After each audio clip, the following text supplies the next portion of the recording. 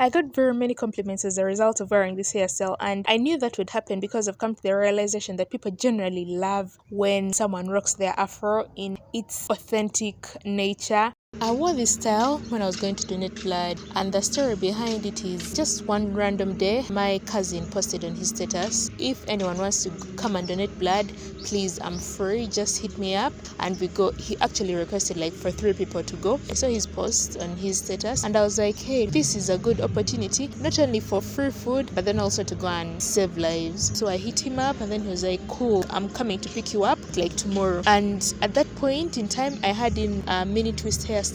I had in those mini twists for about 2 weeks, and after 2 weeks mini twist hairstyles start getting really frizzy. They looked bad, they looked really old. I was like, what do I do? What style am I going to wear? But I knew for a fact that I wanted to take out those mini twists. So what I did was go on Pinterest as usual, and I was just mindlessly scrolling, just looking through and seeing if there's anything that could pique my fancy. And eventually I did land on this hairstyle. I was like, it's very easy to install, it won't take me a long time, and I can get the opportunity to rock my natural hair. So I took out the mini twists, and within 30 minutes I installed this hairstyle.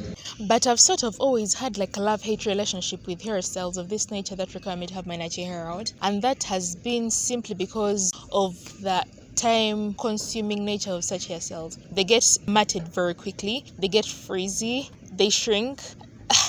God, like immediately you're done wearing the style, like at the end of the day you have to put your hair in a protective style before you go to bed. So it's very attention and time consuming. So that is why I'm always very hesitant when it comes to wearing hairstyles of this nature.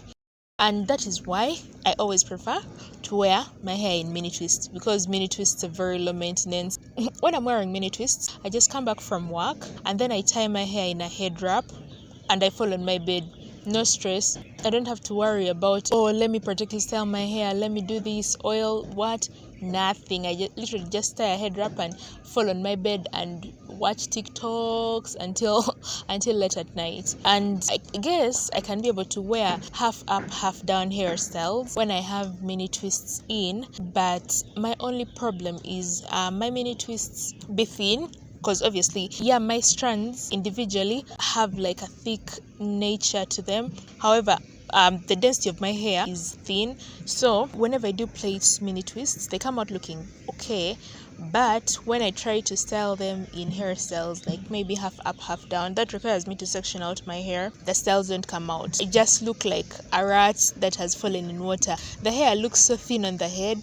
And it's for that reason that whenever I have my hair in mini twists, my go-to hairstyle is space buns.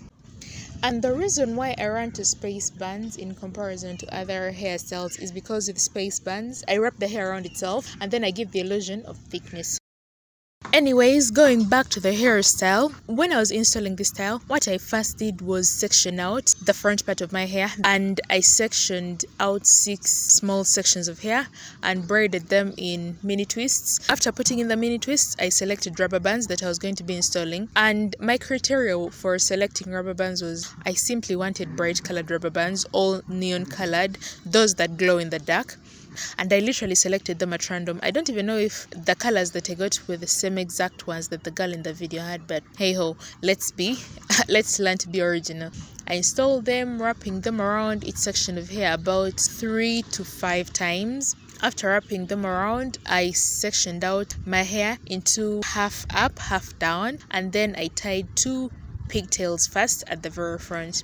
Then when I was done tying my hair in pigtails, what I did was get bobby pins. I got about 4 bobby pins, 2 for each side of the pigtails, and then I wrapped each pigtail around itself to make a space bun. And I didn't bother combing my hair because when my hair is in this state, combing it will definitely lead to breakage. So what I do is like just fluff the hair out using my fingers, and that works just fine. You can't even know this hair was very messy or is very messy inside, because when I pin my hair up into space buns, it's like miracles happen. Okay. Now let me tell you what happened when I went to donate blood. So of course we filled out the forms. They ask you, have you lost a tooth? Have you gone through surgery? Have you had any encounters previously. You fill out some form. After filling out the form, you take it to the doctor, and then you sit in the waiting area, and then the doctor calls you. So when the doctor called me, I went in, sat on the chair, and then she pricked my finger and she drew blood. But you guys, the blood wasn't coming. I didn't know why. I was wondering, why is my blood not coming? She measured my hemoglobin level, and she said I have a low hemoglobin level. So basically, if you don't know what hemoglobin is, based on what I studied, when you get a cut or get a wound, there's that pigment around your red blood cells that helps the blood to clot and stop the bleeding. Mine was lower than is necessary for someone who is going to be donating blood. So she told me to go back home, eat greens, eat healthier, drink a lot of water and drink a lot of juice, and then go back after 2 weeks to donate blood. By then my hemoglobin level would have increased.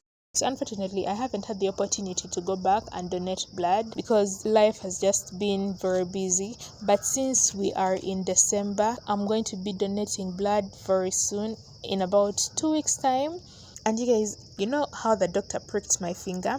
I went home, and then about 2 weeks later, I got the cold. Now, before those 2 weeks elapsed, I used to converse with my friends about how people contract HIV through blood donations. When I got the cold and I had swelling on my tonsils, I was so scared. I was like, oh my god, did this nurse infect me with AIDS when she pricked my finger? But that was all in my mind because the cold cleared. But that was an interesting scare.